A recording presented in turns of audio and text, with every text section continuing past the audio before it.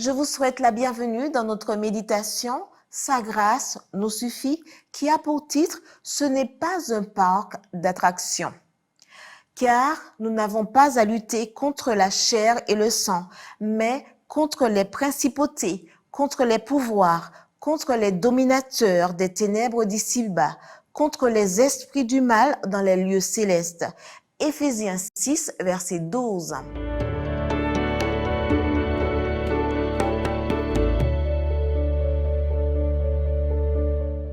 Paul nous dit que la vie chrétienne est un combat sur un champ de bataille, pas un jeu dans un parc d'attractions. L'ennemi est réel et fin stratège. Ses flèches sont bien dirigées et, à moins que nous ne soyons protégés en Christ, nous n'avons aucune chance de survie. La Bible identifie Satan comme étant l'ange de l'abîme, le prince de ce monde, le prince des ténèbres, le lion rugissant, l'adversaire, l'accusateur des frères, le dragon, le serpent, le père du mensonge, le meurtrier, le séducteur, le diable. Tous ces noms définissent les caractéristiques de son essence: tenter, séduire, tromper, détruire et tuer.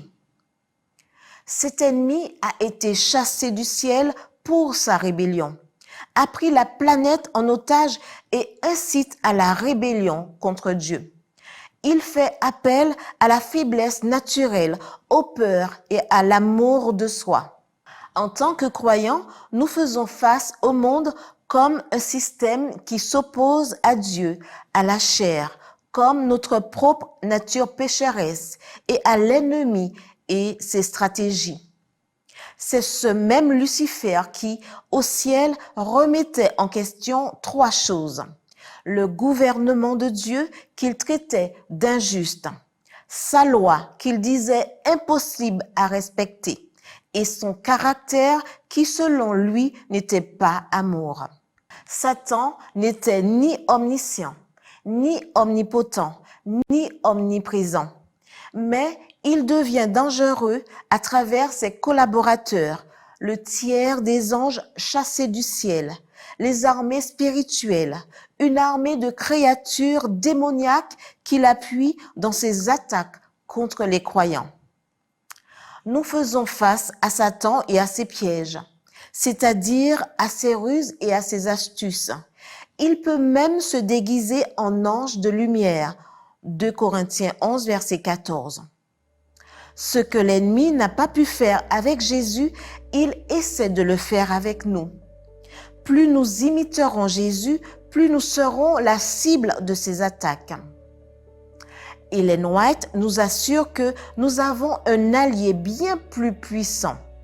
S'il devait entrer en lutte contre des forces surnaturelles, il pouvait compter sur un secours surnaturel. L'armée de Dieu renfermait toutes les intelligences célestes. Dans ses rangs, il y avait plus que des anges.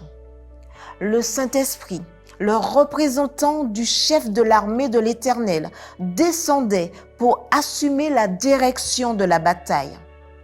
Nos infirmités, nos péchés et nos fautes sont peut-être nombreux et graves, mais la grâce de Dieu est accessible à tous ceux qui la recherchent dans un esprit de contrition.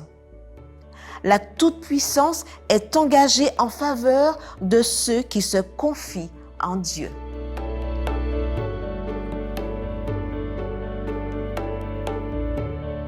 Rappelez-vous, nous ne sommes pas dans un parc d'attractions, mais sur un champ de bataille. Ne jouez pas, combattez et soyez victorieux. Amen.